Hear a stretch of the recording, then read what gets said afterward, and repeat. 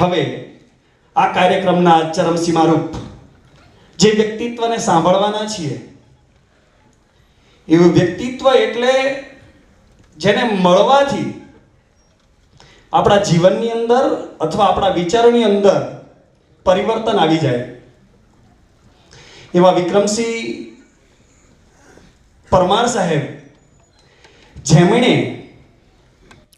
હજારો વિદ્યાર્થીઓ, હજારો યુવાનોને કારકિર્દી માર્ગદર્શનનો નવો આકાર આપ્યો છે, નવો શેપ આપ્યો છે, નવી નોકરીએ ચડાવ્યા છે, એમના શબ્દો દ્વારા, એમના વિચારો દ્વારા અને એમની વાણી દ્વારા.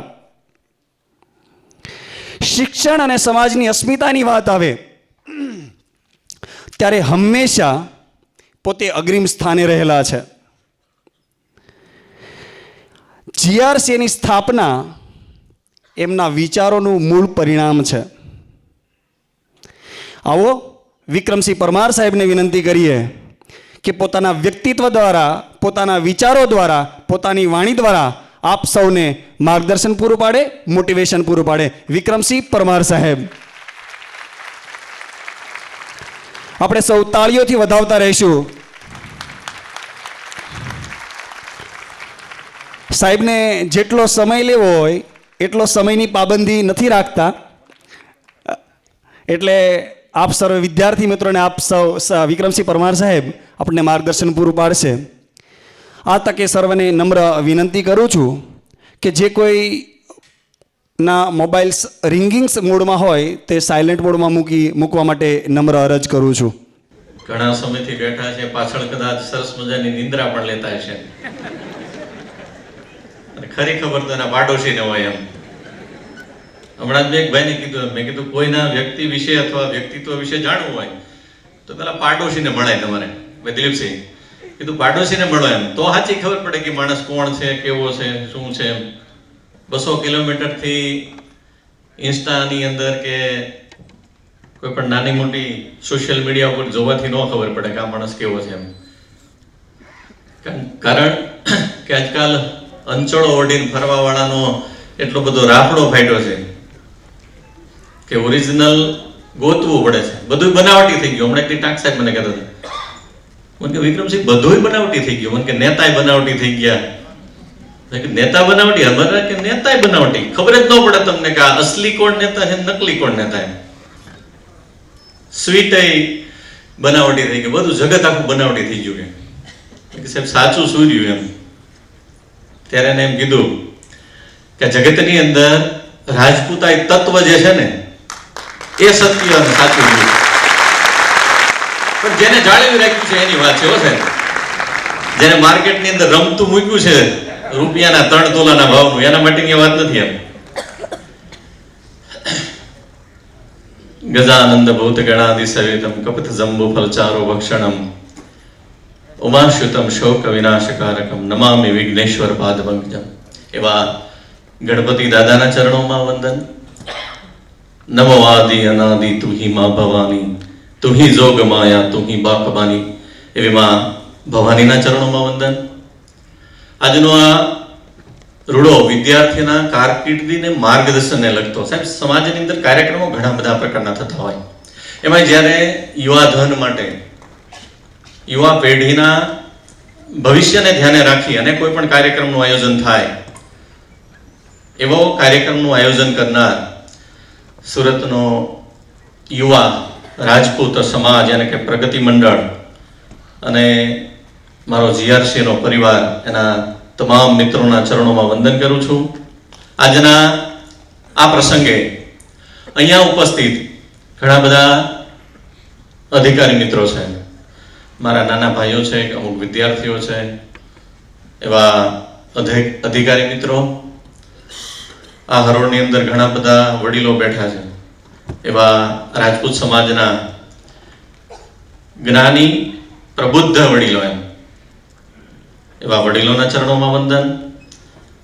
બહેનો, માતાઓ અને ખાસ કરીને જે વિદ્યાર્થીઓ પોતાના કારકિર્દીને માટે અહીંયા પધાર્યા છે, એવા વિદ્યાર્થી ભાઈઓ અને બહેનો. મિત્રો, અહીંયા એક પોસ્ટર માર્યું છે. એ પોસ્ટરની અંદર 4 અને વચ્ચે એક 5 એવા 5 જણાના ફોટા માર્યા છે. ઘણી વખત એવું બને કે ઘણા બધાને મજા આવે અને ઘણી વખત એવું બને કે એનાથી દ્વેષ વૃત્તિ ઊભી થાય એમ કે મારો બેટો અહીંયા ફોટામાં આવી ગયો, આપણે હારે જ રખડતો હતો, આપણે બધાય ભેગા જ ભેંસું પાવા જતા હતા અને આજ વિક્રમભાઈનો અહીંયા ફોટો આવી ગયો ભંડારીનો એમ અને મારે મારું બેટું અહીં વાંહે જ બેહવાનું એમ. મિત્રો ક્યારેક એમાંથી મોટિવેશનલ એટલે કે પ્રેરણા પણ મળે અને ક્યારેક જો એનામાં અણહમજ હોય તો ક્યાંક થૂંકાઈ ઉડાડે. એ તો હોવની કક્ષા પ્રમાણે હોય એમ, એટલે એમાં કોઈ ડરવાનું ન હોય. પણ મારે એ કહેવાનું છે કે રાજા ભગીરથે જે તે સમયે સ્વર્ગમાંથી ગંગા ઉતારી દીધી. જગતની અંદર પોતાના પૂર્વજોના સદકાર્ય અર્થે સદગતિના માટે ગંગા ઉતારી. એમ ભગીરથજીએ હમણે દરેક વિદ્યાર્થીઓ ને જીવનની અંદર ઘણી બધી અલગ અલગ પ્રકારની શિક્ષણની અને જ્ઞાનની જે વાતો છે, શિષ્યવૃત્તિ છે અથવા એ સરકારની યોજના છે, એની ગંગા ઉતારી એવા આદરણીય ભગીરથજી. પછી સત્તા અને પાવરનું પ્રતીક અને એનો ભંડાર કહેવાય એવા ભાઈ વિક્રમસિંહ ભંડારી અહીંયા હાજર છે. સત્તા છે ને, ડેપ્યુટી કલેક્ટર છે, નાના એવડા દીકરા ડેપ્યુટી કલેક્ટર થઈ જાય. પહેલા મને હું જ્યારે થોડી સમજણ થાય થાય ડેપ્યુટી કલેક્ટર એટલે કેવો હોય તો કે મોટી સરસ મજાની આવડી કેવી ફાઇન્ડ હોય, પેન્ટ 3-4 વખત આમ ઊંચું ચડાવતો હોય અને માંડ ઓલી જૂની જીપ ગાડીમાંથી ઉતરે એવો ડેપ્યુટી કલેક્ટર હોય. પણ આજકાલ આ નાના ભાઈઓ બધા એવા ડેપ્યુટી કલેક્ટર બન્યા છે કે આપણી ડેફિનેશન બદલાઈ ગઈ એમ. તો એવા આદરણીય ભાઈ વિક્રમસિંહ ભંડારી અને જુનાગઢની સિંહની ભૂમિની અંદર જેને સિંહ જેવા ચરણ ચારે બાજુ ફેલાવી દીધા છે એવા ચરણસિંહ ભલે અહીંયા નથી, પણ સાહેબ એને સાંભળવાની મજા આવે અને એની અંદર એના જીવનની અંદર મોટિવેશનલ ઘણી બધી બાબતો પડી છે. અમે તો સમયે આમાંથી આ ભાઈ ઘણા બધા યંગસ્ટર બેઠા છે, ભાઈ હરદીપસિંહ છે, વીએલ છે, ભાઈ અભયસિંહ, ઘણા બધા મિત્રો છે. આ બધાના જીવનની અંદરથી અમે તો પ્રેરણા માટે અમે તો બહાર કાઢી છે પહેલાને, આવો મારા ભાઈ તમારામાંથી પ્રેરણા મળે. અને જેમને આપણે બોલાયા હતા ભાઈ જયેશભાઈ બ્રહ્મભટ્ટ, એને આપણે પ્રોફેશનલ વાતો કરીએ એમ.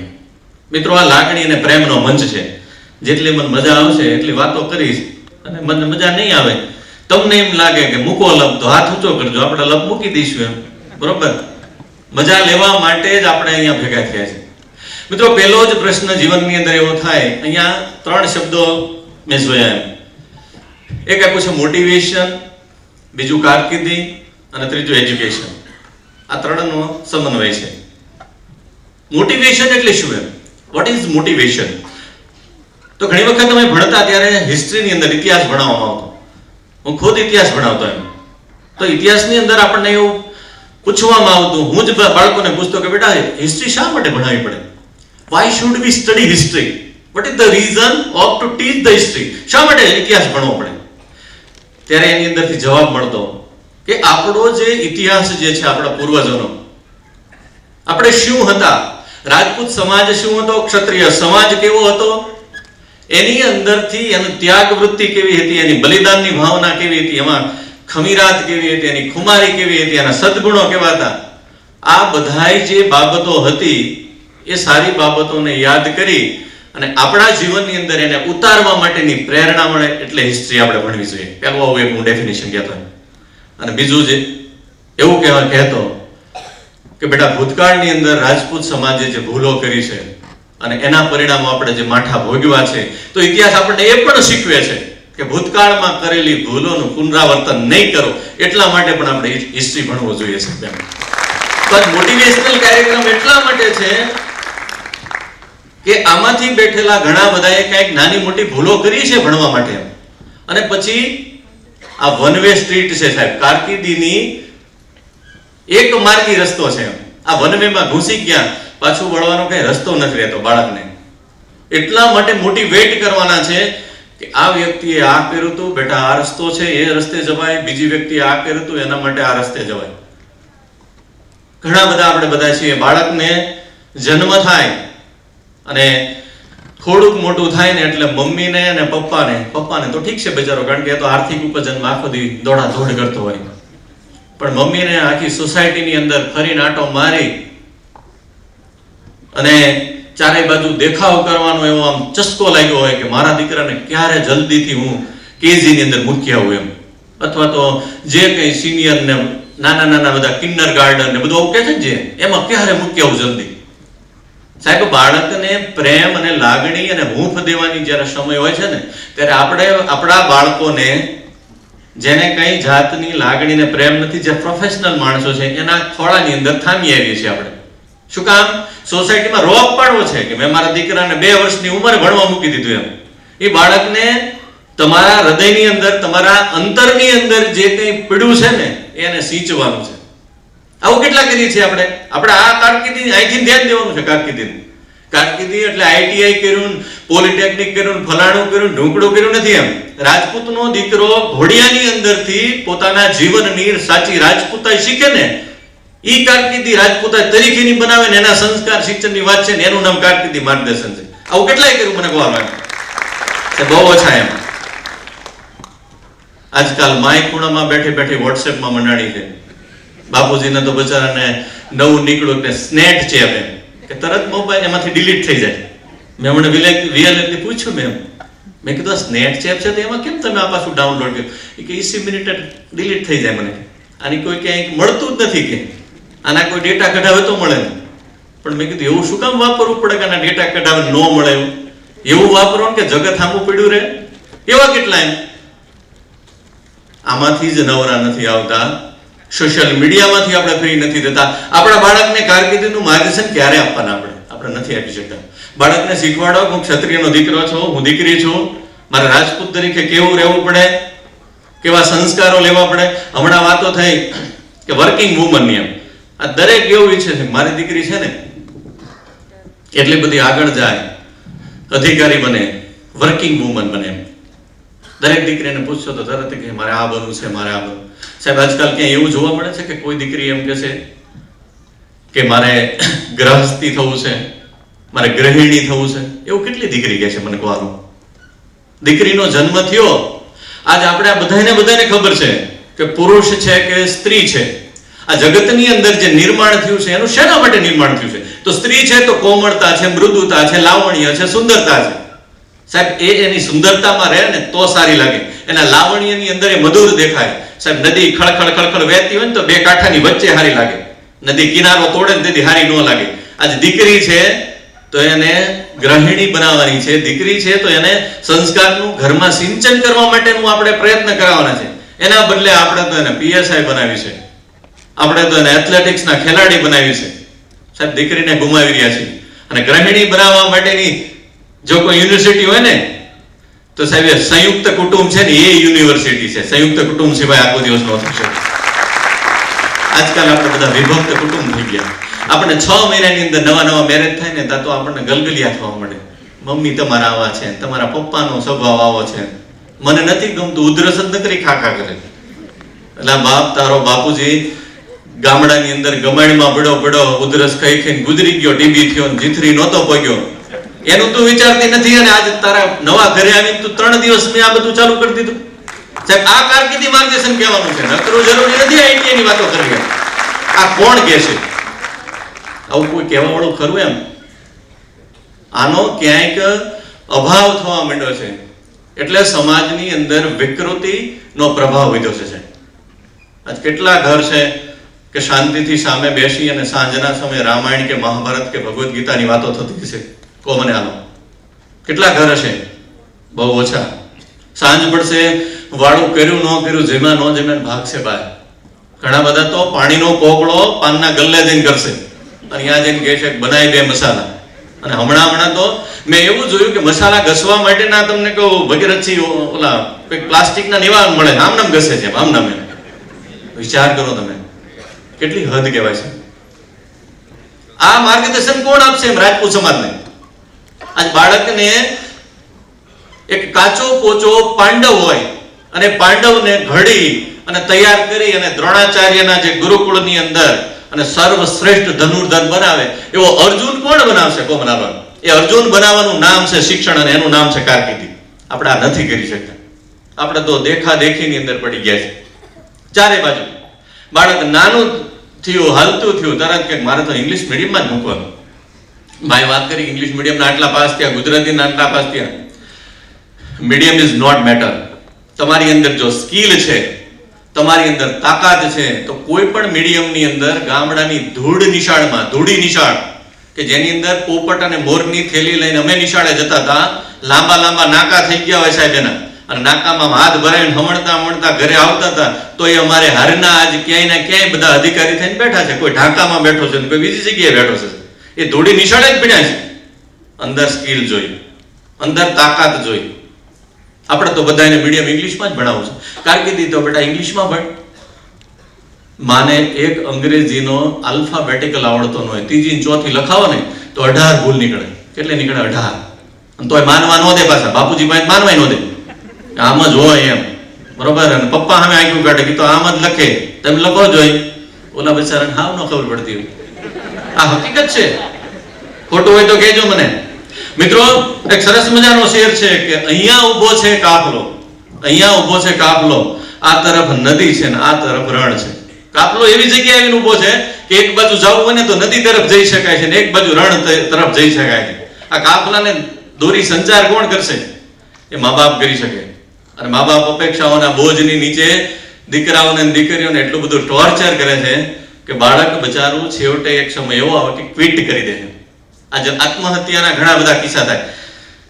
આજે હું બુક લઈને આવવાનો હતો, પણ દિલીપસિંહ મને એમ થયું કે મેં તમને કોઈ કીધું નથી ને ક્યાં લાવું, નહીં તો હું 500 બુક લઈને આવવાનો હતો. ગયા વર્ષે અમે કારકિર્દી માર્ગદર્શન સેમિનારો 6 જિલ્લાની અંદર કર્યા હતા. આ વખતે કરવાના છે. અને પુસ્તક બહાર પડ્યું હતું, આત્મહત્યાને રોકવા માટે તુજ જીવન પંથ ઉજાડ. તુજ જીવન પંથ ઉજાડ એવું સરસ મજાનું આપણે પુસ્તક બહાર પાડ્યું છે. એની અંદર અડધા પુસ્તકની અંદર કારકિર્દીના તમામે તમામ જે ભાઈ પીપીટી બતાવી હતી એ કરતા તે ઘણી બધી ફેકલ્ટીથી માંડી બધા જ કોર્સીસ વિશેનીમાં સુંદર મજાની વાતો છે. એમાં પોલીસ ભરતી બોર્ડની વાતો છે, એની અંદર સીસીઈ ની વાતો છે, એની અંદર જીપીએસસી ની, યુપીએસસી ની, નીટની, જેની તમામે તમામ વાતો વણી લીધી છે. અને અડધા પેજની અડધું પુસ્તકની અંદર જીવન સાહેબ શું છે ને એની વાતો લખી છે, અલગ અલગ અધિકારી અલગ અલગ ચિંતકો દ્વારા. સાહેબ જીવન એક ઉત્સવ છે યાર, ઉત્સવને મનાવવાનો છે, માણવાનો છે. જીવન ભગવાને આપણે આપ્યું છે, અહીંયા જીવતા કર્યા છે, તો એને હર ક્ષણે આનંદ માણવાનો છે. એને આપણે છોડી નથી દેવાનું. આજે બાળક કદાચ, હું ઘણાને એવું કહું, અમે જ્યારે ઇન્ટરવ્યુ આપ્યું જીપીએસસી ની અંદર 2007 ની અંદર, સોરી 2009 ની અંદર, ત્યારે ઉપર એવી સિસ્ટમ હતી કે માર્ક બતાવતા વિક્રમસિંહ પહેલા જોવા હોય તો મળી શકે અને પાછળથી નહીં મળી શકે.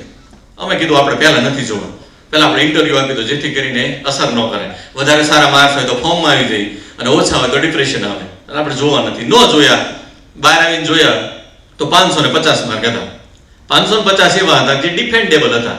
ઇન્ટરવ્યુમાં આપણે 50 ઉપર મળે તો આપણે 100% મામલતદાર અથવા તો કંઈક બની જઈએ, પણ જો એમાં ઓછા મળે તો આપણે ન જઈ શકાય. સાહેબ 550 અમને ખબર હતી કે આપણે ડીવાયએસપી નથી બનતા. અમે નીચે આવીને પ્રેમથી બધાને એમ કીધું કે ભાઈ આજથી અમે ડીવાયએસપી બનવાનો દાવો છોડી દીધો છે. જગત આખું ડીવાયએસપી ન બને તો પણ જીવી શકે છે અને અમે જીવવાના છીએ, કોઈ ચિંતા કરવાનો વિષય નથી, ચાલો મોજ કરીએ. સાહેબ આવો એટીટ્યુડ જીવનમાં રાખવો પડે, બાળકને પ્રોત્સાહન દેવું પડે. આજ બાળક 3જા ધોરણની અંદર, મેં તો ઘણા બધા મમ્મીઓને જોઈ છે, સમજ્યા? 3જા ધોરણની અંદર બાપુ દીકરાની માર્કશીટ લઈને આપણી પાસે આવે હરખ ભેરે, અને પછી એમ કે જો મારા દીકરાની માર્કશીટ તો જો. આપણે બતા આપણે કે ગુજરાતી, તો કે ગુજરાતીમાં 100 માંથી 100 આયા, એમ કે ઇંગ્લિશ તો કે અંગ્રેજીમાં 99 એમ.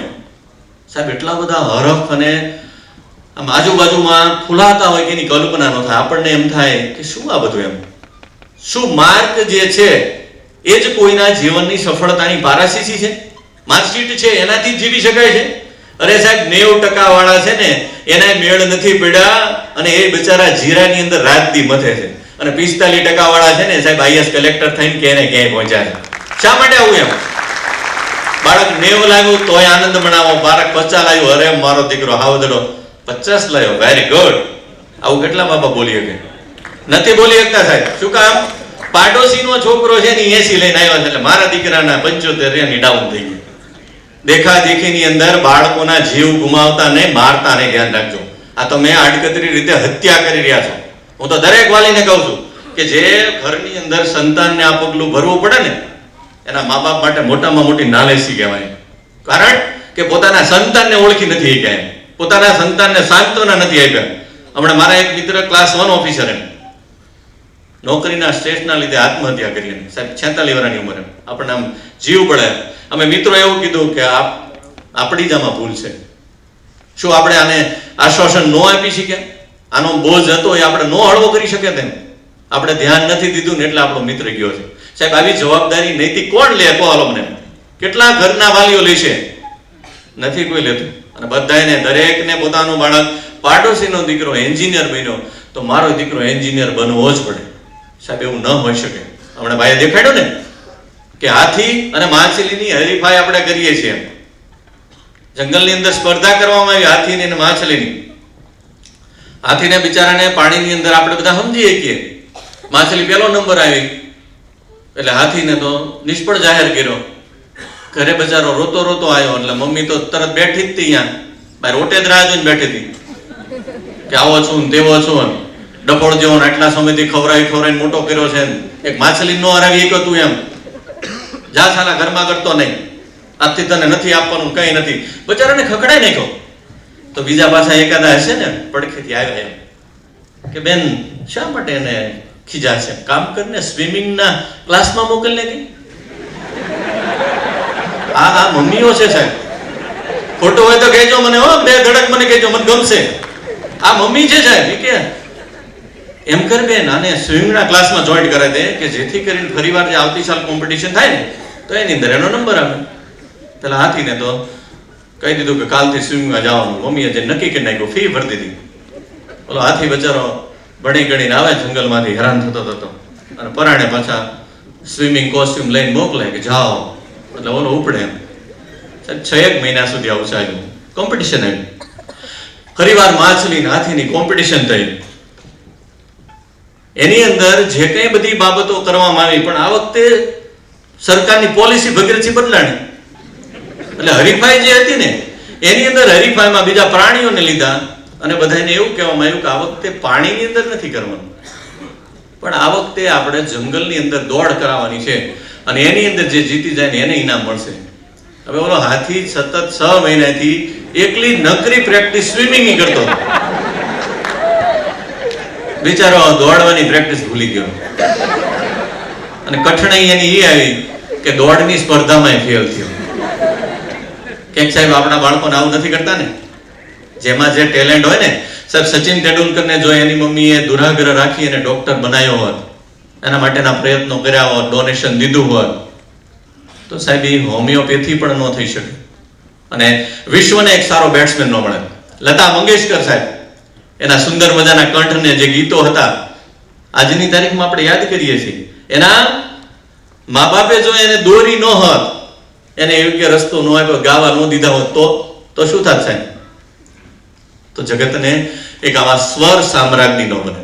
સાહેબ પહેલા તો તમે તમારા બાળકોની કેપેસિટી જુઓ, પછી એને નિષ્ફળતા અને સફળતાનો દોષના ટોપલાઓ એની મગ ઉપર મારો. એમ આજકાલ મા બાપ એ નથી જોતા બાપુ કે અમે બે જ્યારે 12મા ધોરણમાં ભણ્યા ત્યારે અમારા બેયના ટકાવારીનો સરવાળો ભાગ્યા 2 કરીએ તો એ દીકરાના સરવાળાને આંબતો નથી. એવું તો કોઈ જોતું નથી. એમ કેટલા મા બાપ જોવે છે સાહેબ? કોમન આલો એમ બહુ ઓછા છે સાહેબ. આ નગ્ન સત્ય છે. મિત્રો ધ્યાન રાખજો, child is a unique gift of God. બાળક છે ને એ ભગવાને આપેલી યુનિક ગિફ્ટ છે. એ ગિફ્ટને ઓળખો. એનામાં અલગ અલગ ટેલેન્ટ છે. આ કારકિર્દી માર્ગદર્શન સેમિનાર છે ને એને ઓળખો કે બેટા તને શું ફાવે છે. સાહેબ અમરેલી જિલ્લો આપ બધા જાણો છો. અમરેલી જિલ્લામાંથી ભવનાથના મેળે આવવા માટે ટ્રેન મળે. આપને આ ખાસ એટલા માટે ઉલ્લેખ કરું છું કે જેનામાં જે ટેલેન્ટ હોય ને એને એ ક્ષેત્રમાં તમે કાઢશો ને તો સાહેબ જગતમાં એ ડંકો વગાડશે. અમરેલીથી ટ્રેન આવે છે ભવનાથના મેળાની અંદર. બધા શિક્ષકો જઈ રહ્યા છે. શિક્ષક એટલે આપણે બધા જોઈએ કે લાંબા લાંબા ઝભા પહેરા હોય, એકાદો થેલો હોય. જૂના જમાનાના શિક્ષકો બધા પ્યોર ઓરિજિનલ એમ શિક્ષકો જઈ રહ્યા છે. ખીજડીયા જંકશન આવ્યું. ખીજડીયા જંકશને શિક્ષકોએ જોયું કે ગાડીનું ક્રોસિંગ થાય છે એટલે નીચે ઉતર્યા તો એક સરસ મજાનો ત્યાં ચાની કીટલી હતી. ચાની કેટલી ચા પીવા ઉભા રહ્યા. એક દીકરો નાનકડો બાળક આવે છે, ચાની પ્યાલી અંબાવે છે. ચાની પ્યાલી અંબાવતા અંબાવતા શિક્ષકનો સ્વભાવ એટલે બાળકને પૂછે કે બેટા શું કરે છે તું ભણતો નથી? કે ભણું છું ને, પણ ઘરે મુશ્કેલી છે, એટલા માટે બપોરના સમયે ભણવા જાઉં છું, સવારથી સાંજ બપોરના સમય સુધી અહીંયા નોકરી કરું છું, બપોર પછી ભણવા જાઉં છું. ઓકે, તો બેટા તને શેમાં રસ છે? જો સાહેબ શિક્ષકનો જીવ, આવા શિક્ષકો આજે ગોતવા બહુ અઘરું છે સાહેબ. એ શિક્ષકનો જીવ એને પૂછે છે કે બેટા તારે ભણવું છે? કે હા મારે ભણવું છે, પણ પરિસ્થિતિ આવી. તો શું ગમે? તો કે મને ચિત્ર દોરવા બહુ ગમે. એમ કે દોર્યા છે? કે હા દોર્યા છે. ક્યાં? તો જૂના સમયમાં તમને ખ્યાલ હતો બિસ્ટોલ ને સિગરેટો બધી આવતી, તો એના જે ખોખાઓ હતા અહીંયા નાખી દીધેલા હોય, ખોખા ખોલી તોડી અને અંદર જે કોરું પેજ હોય એમાં એને સુંદર મજાના ચિત્રો દોરેલા. એને સાહેબ 15 થી 20 ચિત્રો બતાવ્યા શિક્ષકોને કે જો મને આ ગમે છે ને મેં ચિત્રો દોર્યા. સાહેબ શિક્ષક કાન પકડી ગયા કે આની પાસે કઈક ટેલેન્ટ છે. એને એમ કીધું કે બેટા તારે ભણવું છે તો તારે ભણવાની જવાબદારી એમ લઈ લે, તારા બાપુજીને મળી આવી. પેલો દીકરો કે કોઈ વાંધો નહીં. કેટલી વાળાને કીધું કે મા બાપને બોલાવીને રાખજે, વળતી ટ્રેનમાં અમે આવી છીએ, આ દીકરાને અમારે લઈ જવાનો છે. પેલા શિક્ષક વળતી ટ્રેનમાં આવી દીકરાને લઈ જાય છે, ભણાવે છે. વડોદરાની ફાઇન આર્ટ્સ કોલેજની અંદર એને કોર્સ કરાવે છે. દિલ્હી અને પછી છેલ્લે મુંબઈની અંદર એને કોર્સ કરાવી અને એ વ્યક્તિ લક્ષ્મણના જે કાર્ટૂનો વાઘલે કી દુનિયા આવતી હતી એની અંદર સુંદર મજાનું પરફોર્મન્સ કર્યું. અને સાહેબ એક સમય એવો આવ્યો કે ઇન્ટરનેશનલ લેવલે આજ ખુદ અમિતાભ બચ્ચન એમ અપેક્ષા રાખે કે મારે એની નીચે કામ કરવું છે, એવો ફિલ્મ પ્રોડ્યુસર બન્યો. અને બીજું કોઈ નહીં પણ પાન નલીન એટલે કે નલીનભાઈ પંડિત હતા સાહેબ. અને શિક્ષક એટલે વસંત પરી ગયા. આજની તારીખમાં જીવતો ઉદાહરણ છે સાહેબ.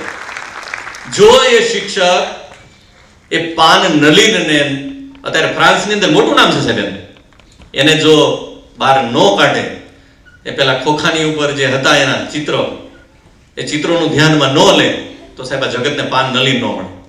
સાહેબ આ કારકિર્દીનું આપણે પસંદગી કરાવવાની. બાળકની જે ટેલેન્ટ છે એને ગોતવાની છે, નહીં કે એની ઉપર પ્રેશર કરવાનું છે. હાજ ને હવાર ભણ કર, વાંચ કર, ઘરમાં પગ નથી મૂક્યો, હે વાંચતો નથી, હે આમ નથી કરતો, શું કામ તું આમ કરે ને ડફોળ છું. એટલા બધા વિશેષણોથી નવાજ છે કે તમને ભગવત ગોમંડળમાં ન મળે છે. એટલા બધા વિશેષણો આપે કે જેના હકદાર પોતે હોઈ શકે. આવું પણ બને એમ, પણ એ કોકને થાય હકદાર. અને અંતે સાહેબ બાળક એટલું બધું પોતાની જાતને દોષિત માનવા માંડે છે કે ન ભરવાના પગલા ભરે. હું તો ખાસ યુવાનોને કહું છું કે આ જગતની અંદર કોઈ પણ ચેલેન્જ આવે ને, ચેલેન્જ એને ઉપાડતા શીખી જવાનું. મને એક શેર બહુ આમ ગમે એમ, હું વારંવાર વિદ્યાર્થીઓને કહું એમ કે ગિરતે હે શાહી સવારી મેદાને જંગ મેં. જેને નિષ્ફળતા મળે છે એને ડબલ તાકાત લગાડાય કે ગિરતે હે શાહી સવારી મેદાને જંગ મેં वो तिप्पल क्या गिरे जो घुटनों के बल तले. જે ઘૂંટને હાલતો હોય, તીતી ઘોડો હાલતો હોય, એ થોડોક નીચે પડવાનો હોય. શાહી સવાર હોય સાહેબ, અને બાકાજીકી હાલતી હોય, તલવારના ઘા મારે ને ઈ હેઠો પડે. બાકી ઓલો તીતી ઘોડો થોડો પડવાનો હોય. નિષ્ફળતા મળે તો જીવનમાં એવું માનવાનું કે સાહેબ ક્ષત્રિયનો દીકરો છું, તાકાત મેં લડાવી છે. નિષ્ફળતા મળી એનાથી શું, આમાંથી તો એક પગથિયું ચડીને કાલે હું ઉપર પહોંચી જઈશ. સાહેબ આ ક્ષત્રિયતા કહેવાય. આવી નિષ્ફળતાની સામે ઝઝૂમી અને આગળ ખેંચવાનું હોય છે તો કંઈક કરી શકાય, બાકી કાંઈ ન થાય. અને એની અંદર ટેકો કોને આપવો પડે? મા બાપે આપવો પડે, પત્નીએ આપવો પડે, એના જે કાંઈ મિત્રોએ આપવું પડે. આજકાલ મિત્રોની જ તૂટો છે. આજ મિત્રો સારા ગોતવા એ મોટી મુશ્કેલી છે. કોની સાથે બેસવું ને એ કોઈને ખબર નથી પડતી. એમ જો સારા મિત્રો આપણને મળી જાય ને તો જીવનમાં વાંધો ન આવે. સાહેબ જંગલની અંદર એક વખત ઘણા બધા પ્રાણીઓ હતા, ઘણા બધા પ્રાણીઓ બેઠેલા. એની અંદર એક શિયાળ, લક્કડ બગ્ગા એવા બધી ફોજ બેઠેલી. સામેથી જોયું તો આપણે બધાએ જૂના સમયમાં સાચા બોલા હરણાની વાતો દિલીપસિંહ સાંભળેલી. એટલે એક હરણી હતી, બે હરણી, એક નાની અને એક મોટી, બે અહીંયા નીકળે છે. જેવી નીકળી લક્કડ બગ્ગા તો રાહ જોઈને જ બેઠા હતા. આ સમાજની અંદર ધ્યાન રાખજો સાહેબ, આ દુનિયાની અંદર કે ભોળા પ્રાણીઓ એટલે કે ભોળ પણ હોય એનો લાભ લેવા માટે લક્કડ બગ્ગાનો પાર જ નતો હતો. ધ્યાન એ રાખવાનું ભોળા પ્રાણીઓએ કે લક્કડ બગ્ગા ક્યાં છુપાયેલા છે ને એની કાળજી લેવાની, કારણ કે ખબર જ નથી હોતી. એટલા બધા હોશિયાર હોય છે, અંચળો ઓઢેલા હોય છે કે લકડબગ્ગાને આપણે એવું માની લઈએ કે આ તો ભોળા પ્રાણીઓ છે ને, આ તો જગતનું સારું કરવા માટે બેઠા. આપણને એવું લાગે. પેલા લકડબગ્ગા તો બધા અહીંયા ઊભા છે, હરણાઓ નીકળે છે, બે હરણા નીકળ્યા એટલે લકડબગ્ગાએ તરત પોતાનો અસલ સ્વભાવ દેખાડ્યો અને એમ કીધું કે એ ઉભા રહી જાઓ. બોલા કે શું છે કોને? કે કઈ નહીં, ભૂખ લાગી, ખાઈ જાઓ ને તમને. કે અરે ભલા માણસ, કે આવું કરાય? મારા ઘરે નાના નાના સંતાનો છે કે, અને આજ તો 11 છે. 11 ના લીધે હું તો બહાર ફરાળ કરવા નીકળી હતી, મારા બાળકોને હજુ જવું પડશે. એમ લકડબગ્ગા કે એમ ન જવાય. શું એમ ન જવાય? કે ત્યાં નથી સાંભળેલું જૂના સમયમાં મેં સાચા બોલા હરણાના બધા પરિવારજનો શીખે. તો શું વચન આપ્યું પછી અમે તોડતા નથી. અમે જઈએ છીએ ઘરે, બાળકોને જે કંઈ છે એ ખોરાક ખવડાવી અને પાછા આવશું તારી પાસે, ખાઈ જજો, અમને કઈ વાંધો નથી. લકડબગ્ગાએ વાતચીત કરી કે આવું કરાય? કે ભૂતકાળમાં તો આવું બધું થયું છે, આપણને જવા દે ને, આવશે. આ તો સાચા બોલા હરણા. પેલા હરણા જતા રહ્યા એટલે બે હરણા વિચાર કરે કે હવે શું કરવાનું, આપણું મોત તો છે. કે કાંઈ વાંધો નહીં, આપણે આપણો કુટુંબનું વોટ્સએપ ગ્રુપ તો છે જ ને, કે છે કે મેસેજ નાખો. 2-3 દિવસથી બધા હોશિયારીઓ કરે છે, બેઠા બેઠા વાર્તાઓ કરે છે કે આપણે ક્ષત્રિયો આમ કરી નાખવું પડે, ક્ષત્રિયો આમ. વોટ્સએપ યુનિવર્સિટીના જે માસ્ટરો છે બધા એમ તો કે આપણે કંઈક કરો એમ. એટલે એને મેસેજ નાખ્યો કે આવી એક દુર્ઘટના બની છે ને અમારી ઉપર આપત્તિ આવી છે, શું કરવું, અમને માર્ગદર્શન આપો એમ. ઘરે પહોંચતા તો એના ઘર પાસે આજુબાજુની અંદર જેટલા બધા હરણ હતા, શાંભર ને કાળિયાર ને અલગ અલગ પ્રકારના, મોટા શિંગડાવાળા, નાના શિંગડાવાળા, 500 નું ટોળું ભેગું થઈ ગયું બધું. હવે શું કરવું? કે કઈ વાંધો નહીં, આપણે તો કે તે જે કંઈ તારો નિર્ણય કર્યો છે આપણે સાચા બોલા, એ સાચા બોલા, બાળકોને ખવડાવી દે, આપણે જાય. સાહેબ બધાએ ખવડાવી દીધું અહીંયા, અને બધાએ 500 નું ટોળું ઉપડ્યું, ડાક ડાક ડાક કરતો આગળ આવ્યો. લકડબગ્ગાએ જોયું મારું બધું ધૂળની ડમરી ઉઠતી આવે છે. બોલે એમ કીધું કંઈક ચીટિંગ થયું આપણી એની. કે કાંઈ નહીં, આપણે તો મજા આવશે કે બેન બદલે જાજા મળશે, કારણ કે લોભ હોય અહીંયા થોભરો હોય. આવી વિચારતા હતા. ઓલા બધા નજીક આવી ગયા અને ઓલા બે જે હરણિયા હતું એમને કીધું વાલે શું બોલતું તું હમણાં? કે તું કે કેમ તારો ટોન ફરી ગયો? કે હું તને પૂછું છું, ખાઈ જવાની વાત કરતું તું મને? કે પણ એમ ખાઈ જવાની વાત જ હોય ને, કે હાલ ને ખાલે ખબર પડે. અને સાહેબ બોલા તો મોટા મોટા કાળિયાર બધા શિંગડા વાળા, અને એને તો શિંગડે ચડાઈને માંડ્યા બધા લકડબગ્ગાને ઉલાડવા. એકને આમ નાખ્યું, બીજાને ભાગીને ભાગતા ગયા. એવા સમયે અહીંયા એક કવિ ઉભેલા. એ કવિએ ઓલા હરણને એવું પૂછ્યું કે ભલા માણસો, જૂના સમયની અંદર વાતો હતી સાચા બોલા હરણા, અને તમારે બેને જવું પડે, એને બદલે તમે લકડબગ્ગા સામે આટલા માણસ લઈને આવ્યા, આ તમે અન્યાય નથી કરી રહ્યા? આ તમારું ખોટું ન કહેવાય? કે મિત્રો, જે હરણના વડીલ હતા ને એને જે જવાબ દીધો ને, એ આપણા સમાજના યુવાનો યુવતીઓને બધાને લાગુ પડે. એને એમ કીધું કે સાહેબ, જે સમયે સાચા બોલા હરણાની વાત હતી ને, તેથી પેલો શિકારી હોય તો ભલે ને પેલો વાઘ હતો ને તો ભલે, ઈ સત્યની રાહ ઉપર હાલતા હતા. ઈ સતયુગ હતો એટલે એમને જવા દીધા હતા. આ કળયુગ છે અને આની જાત રહેની કજાત છે. આમની હારે તો સંગઠનની તાકાત લડીને જ આમને પાડી દેવાય, આમની હારે સરેન્ડર ન થાય. એ વાત છે સાહેબ, આ જરૂરી છે. એટલે યુવાનો યુવતીઓએ જ્યારે મુશ્કેલી પડે ત્યારે સંગઠન બની આવા લકડબગ્ગાઓ જો આપણી ઉપર વાર કરવા આવ્યા હોય તો એને હંમેશા ડિફેન્સ નહીં, એટેક કરવો પડે. Attack is the best defence. આ કરવું જોઈએ સાહેબ, આ કરવું જોઈએ. વીર ભોગ્યા વસુંધરાની વાતો હંમેશા કરું કે સમાજની અંદર આપણે ક્યાંક ખચકાવી છે, પાછા પડવી છે. બાકી વીર ભોગ્યા વસુંધરા કરી જ દીધા હોય, બોલ એ કરવાનું જ હોય. મિત્રો ખાસ ધ્યાન રાખજો કે જીવનની અંદર જ્યાં જ્યાં મોટિવેશનની વાત આવે છે, જ્યાં ત્યારે આ આપણે બધું લો. એટલે મોટિવેશન એટલે શું? તો આવી પક્ષીની હોય, બુદ્ધ જે કાંઈ, એ બધી વાર્તામાંથી આપણે પ્રેરણા લેવાની. ફરીવાર મિત્રો હું કહું છું કે આત્મહત્યા એ ખરાબમાં ખરાબ નિર્બળતા અને કાયરતાની નિશાની છે. કોઈ પણ વ્યક્તિને જ્યારે આત્મહત્યાના વિચારો આવે ત્યારે એને હંમેશ માટે પહેલા તો એકાંતને છોડી દેવું પડે. એકાંત જે છે ને એ જ માણસને મૃત્યુ તરફ દોરી જાય છે. ભગવદ્ ગીતાની અંદર કીધું છે કે એકાંત છે એ નર્કનું દ્વાર છે. માતા અને પુત્રએ પણ એકાંતનું સેવન ન કરવું જોઈએ. ઘણા બધા શાસ્ત્રોમાં સાહેબ લખ્યું છે એકાંતથી દૂર ભાગો સાહેબ, કારણ કે આ વસ્તુ આપણે બધા શીખેલા છીએ. એકાંતને છોડો. પણ આજકાલ શું થઈ ગયું છે, બધાને અલગ અલગ બેડરૂમ થઈ ગયા. અને હવે તો નવો ટ્રેન્ડ આવ્યો છે, પતિ પત્નીના પણ બેડરૂમ અલગ છે. નવો ટ્રેન્ડ છે, હમણાંથી ચાલુ થયો છે, બરોબર.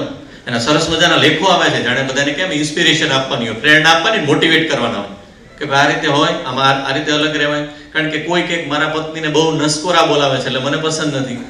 કોઈ એમ કે મારા પત્ની રાતે બહુ જ વાતો કર્યા કરે ઊંઘમાં કારણ કે આખો દી નકરું વોટ્સએપમાં ચેટ કર્યું હોય એટલે રાતે એ જ બધું આવતું હોય. મારો કેમ મેસેજ લાઈક ન કર્યો, ઓલું કે કેમ અંગૂઠો નથી આપ્યો, આમાં ને આમાં રાતે ઝઘડા થાય લોકોના. એટલે એના લીધે નવો ટ્રેન્ડ ચાલુ થયો છે, પતિ પત્ની પણ જુદા એમ બેડ એમ. વાહ, આ આપણા સંસ્કાર નથી સાહેબ, હો ધ્યાન રાખજો, આપણા સંસ્કાર નથી એમ. તો આ બધું જે છે એ આત્મહત્યા તરફ દોરે છે સાહેબ. દરેક ઘરની અંદર થોડું ઘણું એમ કહું, જાજુ નથી કહેતો સાહેબ, ધર્મ તરફ વળજો. ધર્મનો મતલબ હું એવો નથી કરતો કે કોઈ પણ મંદિર છે કે મસ્જિદ છે કે ગિરધાર જે કઈ છે અહીંયા જઈને આપણે માથા નમાવાનું, અલગ અલગ ટીલા ટપકા કરવાનું, એવું નથી કહેતો. ધર્મ એટલે આપણી ફરજ, આપણી ડ્યુટી.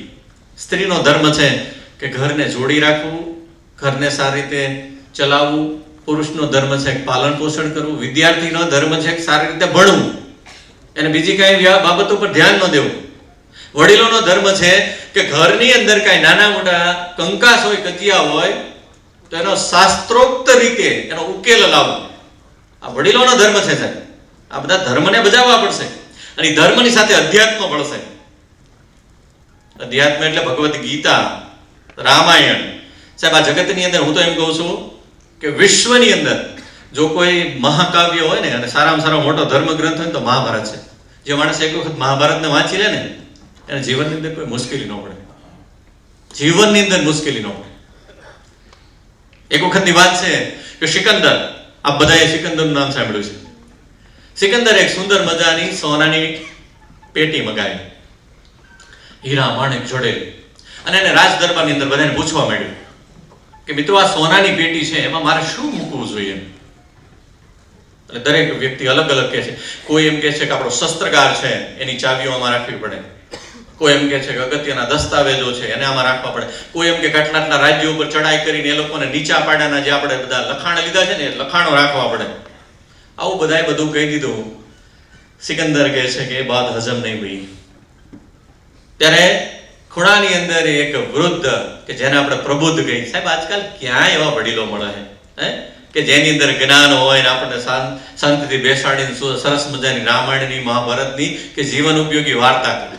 પૂછજો ઘરે જઈને ક્યારે કે બાપુજી એક વાર્તા તો કહો, એકાદી વાર્તા કહો, એકાદ રામાયણની કહો, એકાદી ઉપનિષદની એકાદી વાર્તા કહો બાપુ. આવી જીદ કરજો આપણે મોટી ઉંમરે.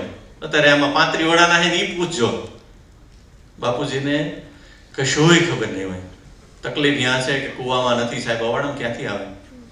સિકંદર પૂછી રહ્યો છે. એક વૃદ્ધ વ્યક્તિ ઉભો થાય છે કે મહારાજ મારી વાત એટલી છે કે બોલો કે તમે જીવનની અંદરથી જેમાં પ્રેરણા લીધી હોય ને તમને જીવનના તત્વોને જેનો સાર મળ્યો હોય એવું શું એમ, એ મને કહો એમ. ત્યારે એમ કે છે કે આ વિશ્વની અંદર હોમર, આપને બધાને ખબર છે ને, ઇલિયડ જે સાહિત્યનું આપણું જેમ રામાયણ ને મહાભારત કહેવાય ને એમ ઇલિયડ જે છે એ સુંદર મજાનું મહાકાવ્ય છે. એમ કે છે કે મને ઇલિયડમાંથી મળ્યું છે તો કે કામ કરો, ઇલિયડને એની અંદર મૂકી દો, કારણ કે તમારો પ્રેરણાનો સ્ત્રોત છે અને નવી પેઢીને તેની અંદર રહેશે ને તો પ્રેરણા પૂરું પાડશે ને તમારા જેવા 1000 સિકંદર ઉભા રહેશે. સાહેબ આ વસ્તુ છે. આ કેટલા ઘરની અંદર રામાયણ છે બોલો, બહુ ઓછા કરે છે સાહેબ. આ રામાયણ રાખશો તો એ આત્મહત્યા કરતા રોકશે. આપણને એમાંથી 2 પ્રેરણા મળશે કે ભગવાન રામચંદ્રજી કેટલી મુશ્કેલી પડી. તમે વિચાર તો કરો, ભગવાન વિશે કહેવામાં આવ્યું હતું એમ રામચંદ્ર વિશે કે જો એમનો બપોરે જન્મ થશે, બપોર પછી એમ તો બહુ પરાક્રમી થશે અને સવારની અંદર થશે તો એ પણ અખૂટ રાજગાદીનો વારસ થશે એમ. સાહેબ તકલીફ એ થઈ કે બપોરના સમય એક્ઝેક્ટ 12 વાગે જન્મે છે અને એને જીવનની અંદર રાજ સત્તા પણ ભોગવી અને મુશ્કેલી પણ ભોગવી. તો સાહેબ આ જીવનની અંદર આપણે એ લેવાનું છે, કારકિર્દી ત્યાંથી શીખવાની છે કે રામ નાના હતા કેટલી મુશ્કેલી પડી. રામે તાડકાનો વધ કરે છે, કેટલા એમ. સાહેબ રામની વાત થઈ જ ન શકે. ત્યાગની જો મૂર્તિ હોય ને તો હું રામને, ભરતને, આ બધાને કહું છું. રામ એની માતાને કૌશલ્યાને કહે છે કે મારી મારો બાપ કેટલો બધો દાનવીર ને ઉદાર છે, ક્યારની વાત છે? જ્યારે એની પાસેથી રાજગાદીની ના પાડી દીધી અને એને એમ કીધું કે તારે બેટા વલકલ પહેરી અને કાલ જતું રહેવાનું છે જંગલની અંદર. એવા સમયે હરખનો મારો રામ આંખમાંથી આંસુ સાથે કંઈક મળી મને આંખમાંથી હરખના આંસુ છે. એમ કે બોલ બેટા શું છે? કે મારો બાપ કેટલો ઉદાર. કે બેટા કઈ રીતે ઉદાર કહી શકું એમ? તારા બાપ જેવા તો ક્રૂર કોઈ નો કહી શકાય કે કાલ તારી રાજગાદીની વાત હતી અને આજે તને વલકલ પહેરીને જંગલમાં મોકલે. અરે મારી માં કે તું સમજતી નથી. કે બોલ ને શું સમજુ? કે મળી અયોધ્યાનું તો આવડું કેવું ખોબા જેવડું રાજ્ય મને મારા બાપે આવડા મોટા જંગલનો રાજા બનાવી દીધો. આથી વધારે તો શું દઈ શકે? એ વાત છે. આમ તો નાનો એવડો હાંટિયુંનું ભરોટું ન પડ્યું રે ને એવડો વાડો અંતર ભાગ માગે. સાહેબ આમાં શું કારકિર્દી માંગી છે? અને આના પાછળનું મુખ્ય તત્વ કયું હોય છે? કે જે કિચન કેબિનેટ મિનિસ્ટર હોય છે. અને એટલા બધા ભ્રમિત કરે છે. મને તો હજુ સમજાણું નથી. આજ મારી આ 50 વર્ષની ઉંમર થઈ ને 51 ની આજ સુધી હું સમજી નથી શક્યો આ પાત્રને. હકીકત કોઈ તમે જાણી જ ન. સાહેબ સ્ત્રી તત્વ એવું છે કે આ જગતના કોઈ જ વ્યક્તિ જાણી ન શકે. ઓ નારી સ્વરૂપા છે, મહાદેવી છે, વિશ્વ વંદનીય છે અને સાહેબ ખપ્પર લઈને જોગણી પણ છે. સમયે સમયે એનું દરેક તત્વ દેખાડે છે સાહેબ. માં સરસ્વતી છે. ઓ નારીના દરેક સ્વરૂપો છે સાહેબ. માં સરસ્વતી તરીકે વિદ્યાની દેવી પણ છે. લક્ષ્મી તરીકે આ જગતને લાલન પાલન કરે છે. રસોડાની અંદર અન્નપૂર્ણા છે. પણ સાહેબ ક્યારેક સમય બદલાય છે તો એ મહાકાળી રૂપ લઈ સંહાર પણ કરે છે. કરે છે કે નથી કરતા? અને એના માટે જવાબદાર કોણ હોય છે? એના માટે પુરુષો જ જવાબદાર છે. આ કારકિર્દી માર્ગદર્શન હું તો સાહેબ યાદ રાખજો. વધારે ખેંચવું નથી. ટાઢો બોર છે એટલે મજા આવે, બરોબર. પણ મિત્રો જીવનની અંદર ઉદ્દમ સાહસ ધૈર્ય બુદ્ધિ શક્તિ પરાક્રમ ષડ વર્તે તત્ર રમંતે દેવતા. આવું સરસ મજાનો એક શ્લોક છે. ઘણા બધા શ્લોકો છે. હમણાં કીધું ને કે ગીટતે હે સાહી સવાર મેદાન જંગ में वो तिप्पल क्या गिरे जो घुटनों के बल तले. એવા ને એવા કેટલા શેરો છે કે જે આપણને જીવનમાં ઉપયોગી થાય. કારકિર્દી માર્ગદર્શનનો મતલબ શું? એમ કારકિર્દી માર્ગદર્શનનો મતલબ એમ છે કે जिसको छुट्टी की शाम कैसे बिताई जाए उसका पता नहीं वो 100 साल जीना चाहते. क्या बोलते भाई? जिसको छुट्टी की शाम कैसे बिताई जाए उसका पता नहीं वो लोग 100 साल जीना चाहते. જીવનની અંદર એક દિવસ રજાનો મેળો છે એની હાંજ આપણે કઈ રીતે વર્તવું અથવા તો કઈ રીતે મનાવી એનું જેને જ્ઞાન નથી એને હો વર્ષ જીવવું છે. આ એમ કહે છે કે જીવનમાં આયોજન કરો. આનું નામ છે એ કારકિર્દી માર્ગદર્શન છે. કારકિર્દી કેરિયર. કારકિર્દી એટલે જિંદગી. જિંદગી વ્યાવસાયિક જિંદગી, રાજપૂતાઈ તરીકેની જિંદગી, દરેક પ્રકારની. ખેડૂતની જિંદગી છે, ફકીરની જિંદગી છે, બધાને પોતપોતાની જિંદગી છે. એ જિંદગી જે છે ને એ કેરિયર છે. તો કેરિયર ક્યાંથી બને? તો કેરિયર શિક્ષણ દ્વારા બને છે. Education is the key which unlocks the store house of success. શિક્ષણ એક એવી ચાવી છે કે આ જગતની અંદર સફળતાની દરેક પ્રકારના પટારાઓ ખોલી દે. કોણ ખોલી દે છે? શિક્ષણ ખોલી દે. શિક્ષણ સિવાય કોઈ ખોલી દેતું નથી. મેં હમણાં કીધું કે ઉદ્દમ સાહસ ધૈર્ય બુદ્ધિ શક્તિ પરાક્રમ. ઉદ્દમ એટલે મહેનત, કારકિર્દી એટલે જિંદગી. જિંદગી બનાવવા માટે એજ્યુકેશન જોઈએ. શિક્ષણ આપણી પાસે નહીં હોય. શિક્ષણનો મતલબ શું કહો મને? આપણે બધા અહીંયા બેઠા છે. ખાસ કરીને કોઈ કૂતરો આવે છે, કોઈ બિલાડી આવે છે અને માણસ બેઠો છે. આ ત્રણની અંદર અમુક વસ્તુ કોમન છે. એ કોમન સિવાયની જે વસ્તુ છે ને માણસને ભગવાને આપી છે અને એ વસ્તુ છે એજ્યુકેશન. આહાર, નિંદ્રા અને પ્રજોત્પત્તિ. આ 3 વસ્તુ દરેકમાં કોમન છે. પણ એ સિવાયનો જે વિચાર છે, થિંકિંગ પાવર. ભાઈએ કીધું ને હમણાં કે કોઈ પણ વ્યક્તિ પોઝિટિવ થિંકિંગ કરે, એના સ્વપ્નાઓ સેવે. સાહેબ સુરેન્દ્રનગરની અંદર કુલદીપ અસવાર કરીને દીકરો, આજે એને કદાચ MBBS તો પૂરું કર્યું પણ MD કે માસ્ટર પૂરું કરી દીધું છે. સાહેબ એ દીકરાએ 12માની અંદર એનું હાવ કહેવાય ને કે લેબ ટેકનિશિયનનો દીકરો એને ઘરની અંદર નાનકડા એવા મકાનની અંદર 2 BHK નું આપણે જેને કહીએ એવડા મકાનમાં કબાટની અંદર ભાડા મકાનમાં રહેતા હતા. કબાટની અંદર એને પોતાની માર્કશીટ લખીને મૂકી દીધી હતી. પરીક્ષા દીધા પહેલા માર્કશીટ લખી મૂકી હતી કે મારે બાયોલોજીમાં આટલા હશે, મારે મેથ્સમાં આટલા હશે, આટલા, અને કંઈક 622 કે કોઈ આંકડો હતો, ત્યારે આંકડો હું કંઈક ભૂલો છું ભાઈ, એટલે કંઈક ખોટો ન પડે એમ. પણ એને જે લખ્યા હતા ને 622 કે 625, સાહેબ રિઝલ્ટની અંદર જે માર્કશીટ આવે છે ને એમાં 1 માર્કનો ફેર નહોતો, 1 માર્ક. તમે કલ્પના તો કરો યાર. આજે હું કુલદીપ અસવારને સેલ્યુટ કરું, એ ડોક્ટર બની ગયો સાહેબ. આમાં દરેકના ઘરે ઘરે કુલદીપ બેઠા છે, દરેકના ઘરે ઘરે વિક્રમસિંહ ભંડારી બેઠા છે. જરૂર છે ને બહાર કાઢવાની. મા બાપે એની અંદર પ્રેરણા આપવાની છે, મા બાપે એનું સિંચન કરવાનું છે કે મારો દીકરો હાવત ઉભો થા, તારે તો આ તૈયારી કરવાની. પણ એની અંદર જુઓ કે એને શોખ છે. ઘણા એમ કે મારા દીકરાને તો ક્રિકેટરનો શોખ છે, પણ ભલામણા 98 કિલોનો છે, ક્રિકેટ કેવી રીતે રમશે? આટલું તો વિચારો યાર. 98 કિલોના ને ક્રિકેટ ને ફૂટબોલ રમડે? અરે કે અમારે તો ફૂટબોલ. હમણાં જ મારા એક મિત્ર હતા, એનો દીકરો એટલો બધો જાડિયો છે કે કદાચ 100 ઉપર છે, સમજ્યા? એટલે મને કે મેં આનું શરીર ઘટાડવા માટે કે મને કે વિક્રમસિંહ 1 મહિનાથી ફૂટબોલમાં જોડી દીધો છે. પછી કે મહિના પછી મને એમ થયું કે આમાં કંઈ ફેરફાર થતો નથી, એટલે હું આકસ્મિક રીતે એની જે ફૂટબોલ ક્લબ હતી ત્યાં ગયો, ત્યાં જઈને જોયું તો એ ગોલકીપર બની ગયો હતો. આને કેમ કરવું કહો? હવે આ છોકરાને આપણે ફૂટબોલનો ખેલાડી કેમ બનાવો? મારા પરમ મિત્ર એટલે ઉદાહરણ દેવાય ને કે વાંધો પડે ત્યારે બધા. મને કે સાહેબ નક્કી કર્યું કે આનું શરીર ઉતારીને રહેવું, એટલે ફૂટબોલમાં જોઈન્ટ કર્યો. અને મહિના પછી ઘટ્યું ને એટલે મેં આંટો માર્યો હતા તો કે અહીંયા નેટ પાસે જઈને ઉભેલું, અને આ તો ગોલકીપર બહુ સારો થાય એવું છે કેમ. આમાં કેમ કરવું છે? એટલે મિત્રો, છુટ્ટી કી શામ કઈ રીતે વિતાવી જાય, 3 વસ્તુ બધામાં છે. એક વસ્તુ જે છે એ શિક્ષણ. કંઈક દરેક લોકોથી અલગ વિચારવું ને એનું નામ એજ્યુકેશન.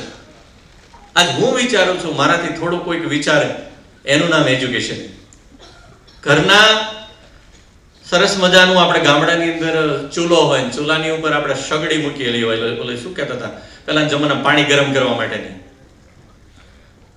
જે કઈ તપેલું મૂક્યું, ચાલો ને આપણે તપેલું મૂક્યું ને એની ઉપર આપણે સરસ મજાનું ઢાંકી દીધું હોય, અને ઢાંકેલું જે વસ્તુ છે એ નીચેથી ગરમી પકડે એટલે આમ ડબ ડબ ડબ કરતું ઊંચું નીચું થાય. એવા ઊંચું નીચા થયા પછી કોઈ વ્યક્તિને મગજની અંદર એવું આવે છે કે કેમ આ ઊંચું નીચું થાય છે? હા, ભૂત પલેત તો નહીં હોય ને એમ. એટલે આજુબાજુ જોવે છે કે એવું જોવા નથી મળતું. તાપણું ખેંચી લીધું તો પાછું બેસી ગયું, તાપણું નાખ્યું તો ઊંચું થયું. અને એની અંદરથી જે સંશોધન થાય છે, બધા કરતા વધારે વિચારે છે, એ વરાળનો જે આખો નિયમ છે, અને એમાં સ્ટીમ એન્જિનની શોધ થઈ છે. જેમ્સ વોટ સ્ટીમ એન્જિનની શોધ કરી. આકાશની અંદર ઉડતા પંખીઓને જોઈને એક માણસ ગાંડા ઘોડે રોજ વિચારે કે આ કેવા ઉડે, કેવા હું ઉડું? એને પ્રયત્ન કર્યા, પડ્યો હેઠો 2 વખત પડ્યો, દાઢી છોલાણી. ગામમાં કે શું મારે ઉડવું છે પક્ષી ઘોડે? અને મિત્રો, એમને ઘણા બધા પ્રયત્નો કર્યા પછી વિમાનની શોધ કરી. રાઇટ બ્રધર્સ હતા. કોણ હતા? Wright brothers. એક ગાંડો પાગલ વૈજ્ઞાનિક જેને બધા લોકોએ છેલ્લે સ્વીકાર્યો, એવો એક વ્યક્તિ બેઠો બેઠો ઘરની અંદર રોજ નવા નવા પ્રયોગો કરે. બિલાડીઓ પાડેલી, ક્યારેક ધૂનમાં બહાર જતો રહે, અને બહાર જતા વેળાએ બારણું બંધ કરી દે, અને બિલાડીઓ બહાર કાકા રોળ કરે, દેકારો કરે. પાડોશી બધા પરેશાન થાય. એને એમ થયું લાઈન આનું કંઈક કરવું. એને ઉતારને બોલાવે મિસ્ત્રીને કે ભાઈ અમારું જે ડોર છે ને એમાં સરસ મજાના 2 હોલ પાડી દે. કે કેમ સાહેબ 2 હોલ? એ કે 2 બિલાડીઓ છે, નાની છે એ નાના હોલમાં આવે, મોટી છે એ મોટા હોલમાં જતી રહે.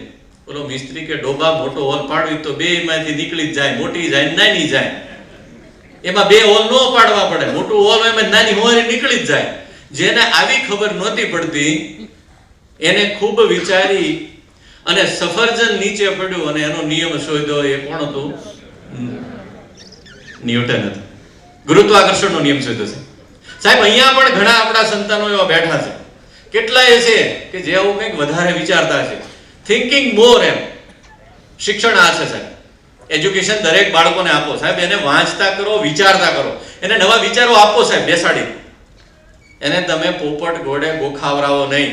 ઇંગ્લિશ મીડિયમમાં બાળક ભણતું હોય એટલે મહેમાન આવ્યા એટલે બિચારાની પરીક્ષા ચાલુ થઈ જાય. 2 મહેમાન હોય, 3 મહેમાન, તરત જ ગમે અહીંથી હાથ પાડીને બોલાવે. અહીંયા તો મારો દીકરો ફલાણો પૂછડો ઊભી રાખે, પછી બોલતો એપલ, એટલે ઓલું છોકરું પોપટ ઘોડે બોલે APPLE. Very good. જોયું કેટલું આવડે? મેં એક નિશાળનો સર્વે કર્યો હતો, એ 25 જ આવા સ્પેલિંગ ગોખાવતા, ખાલી 25 જ. અને મને કે તોય સાહેબ આ બધા જુઓ કે કેટલા બધા વર્ડથી કહે છે કે અમે કેટલું ભણાવી, આમાં 25 સિવાય કંઈ અમને શીખવાડી ન, કઈ આવડી પ્રજાને મને કે શું શીખવાડવાનું, થેન્ક યુ ને વેલકમ ને 1 to 10 આ સિવાય કંઈ નહીં. આપણે બધા કેટલા બધા ખુશ થઈ કે આહા કેટલું બધું. અને પછી ફાટ છે એના ફી ભરી આવી, હાલો 25,000. ઘરની અંદર નાનો ભાઈ કે આપણી બેન કોઈ ભણાવતી હોય તો એને સરસ મજાની નાનકડી એવી આપણે ચોકલેટ નથી આપી શકતા કે બેટા તું રોજ કલાક મથેશ કે આ રાખ એમ. તો સાહેબ thinking more it is education. આપણે બધા અહીંયા ભેગા મળ્યા છીએ કારકિર્દી સેમિનાર નિમિત્તે, તો કંઈક નવું વિચારો. આજકાલ આપણે બધાને એવું થયું સરકારી નોકરી જ લેવી બધાને. હવે એમાં કોન્સ્ટેબલમાં હોડ જામ છે બધા, કેટલાય રોજ ફોન આવે ક્યારે ગ્રાઉન્ડ ચાલુ કરવાનું, ક્યારે ગ્રાઉન્ડ ચાલુ કરવાનું. મેં કીધું ભાઈ ટ્વીટ કર્યું છે હસમુખ પટેલ સાહેબે કે ચોમાસા પછી લેવામાં આવશે, તો તમે જે ગામમાં રહેતા હોય ખળાવાડ હોય કે ન હોય, કે હોય ને. મેં કીધું ન હોય તો ગામનો રોડ હોય, માંડો દોડવા, ઢોલ વાગી ચૂક્યો છે સાહેબ, કોની રાહ છે હવે તમારે? આ તમે કરવાનું ચાલુ કરી દો. પણ બધાને શું કહે 25,000ની નોકરી લાગી જવું. આ અમૂલ્ય જિંદગી છે સાહેબ, એને 25,000માં વેચી ન દેવાય. જો ઘરે થોડીક સગવડતાઓ છે, આપણા નાની મોટી સ્કિલ છે, તો સાહેબ એમાંથી ઘણું બધું મેળવી શકાય એમ. આપણે લાઈફને વેચી ન દો 15,000માં 25,000માં.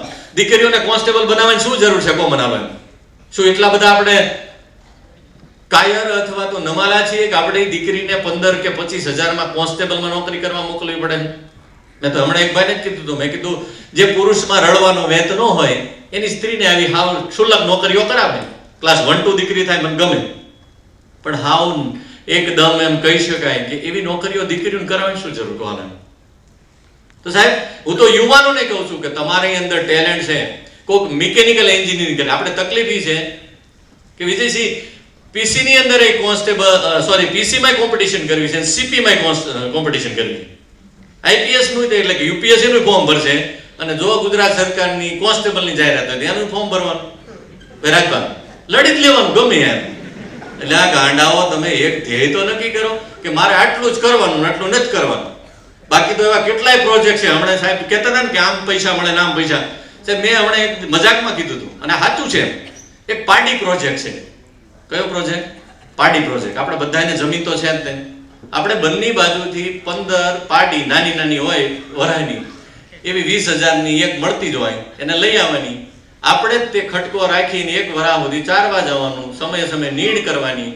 2 વરા પછી ઈ પાડી જે રહી એ 1.5 ને 2 લાખની ભેંસ તેને ઊભી રહી. કેટલા રૂપિયા મળ્યા? કોન્સ્ટેબલ કરતા મળ્યા કે ન મળ્યા? મનકો આવે કોઈના બાપની હાડામારી કરી કે ફલાણો ફોજદાર આવ્યો છે, ડીએસપી બદલાણા છે, પિત્તળ પોલીસ નહોતું કર્યું, આમ કર્યું તું, બૂટને નથી, કઈ માથાકૂટ કરી? ખરું કે ખોટું? સાહેબ પૈસા તો દરેક જગ્યાએ મળે. સાહેબ બટેકાની 2 ગુણ. અમારે એક ભાઈ અત્યારે માર્કેટિંગ યાર્ડમાં નોકરી કરે છે. ધાંગધ્રાની અંદર અમારે સુરેન્દ્રનગર ધાંગધ્રા 45 કિલોમીટર અંદર. ધાંગધ્રામાં સાંજે માર્કેટ ભરાય અને સુરેન્દ્રનગરમાં સવારે. એ મિત્રો સવારમાં ગ્રાઉન્ડમાં આવતા, કદાચ હરદીપભાઈને તમને ખ્યાલ હોય તો હવે અત્યારે નામ ભૂલી ગયો છું. આમ સરસ મૂછો રાખતો, હું ક્યારેક ક્યારેક મજા આવી જાય તો મૂછું આમ ખેંચું હવામાં, એમ છે મોડો આવે એટલે. એટલે મેં એકથી પૂછ્યું બેટા મોડો કેમ આવે છે? મને કે સાહેબ કઈ નહીં. મેં કહેતો ખરો. મને કે સાહેબ ધાંગધ્રામાં સાંજે માર્કેટ ભરાય, એટલે અમે 2 મિત્રો સાંજે અહીંયા માર્કેટમાં જતા રહી છીએ.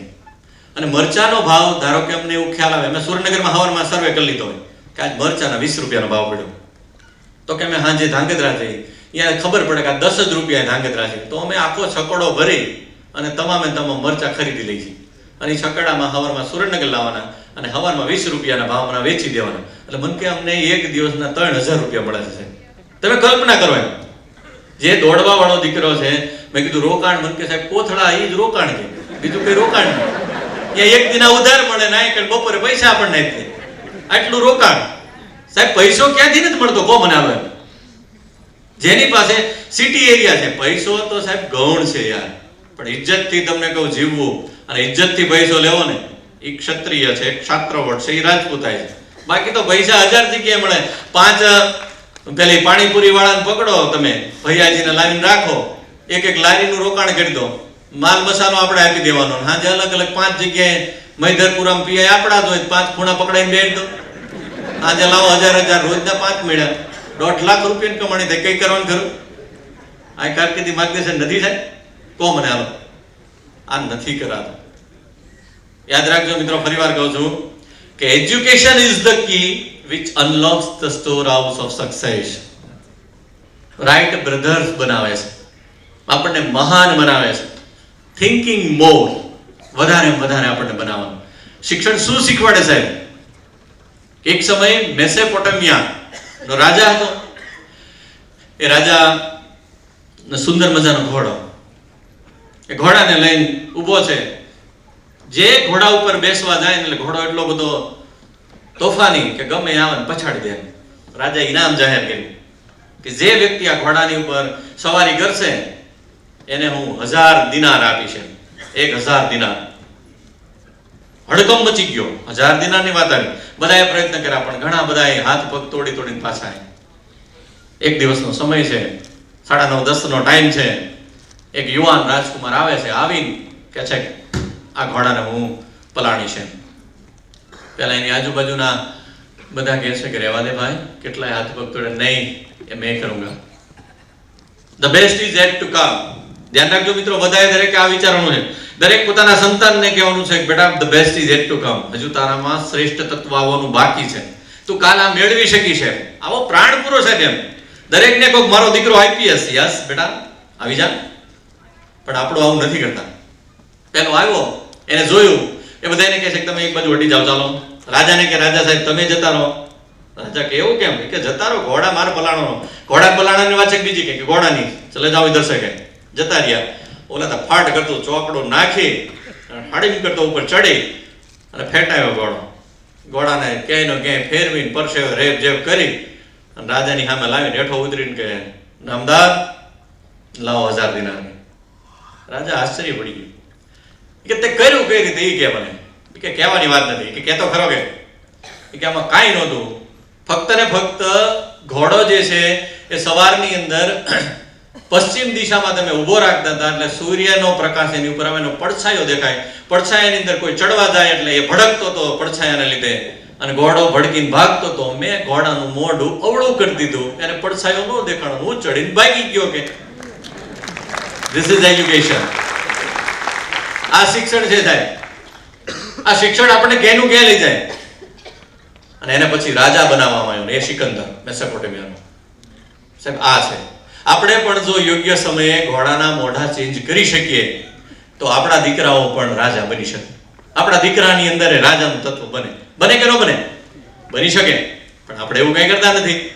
આપણે કરવું જોઈએ એમ. મિત્રો હાવ નાની નાની વાતોમાંથી શિક્ષણ આપણને ક્યાં નહીં મળે એમ. હું તમને કહું, અમે બધા નાના, હું ને મારા એક ફેવર દીકરા બે સાથે ભણતા એમ ગામડે.